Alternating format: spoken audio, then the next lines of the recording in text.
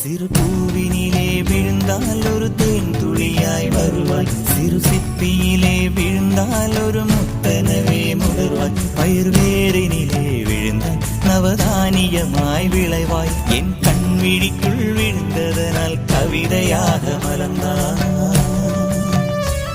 அந்த இயற்கை என்னை படைத்தால் ஒரு பெரிய ஷவர் இது, அட இந்த வயது கழிந்த பிறகெங்கு நனைவது, இவள் கண்ணி என்பது இந்த மழை கண்டறிந்து சொல்லியது. சக்கரவாகமோ மழையை அருந்துமா, நான் சக்கரவாக பறவையா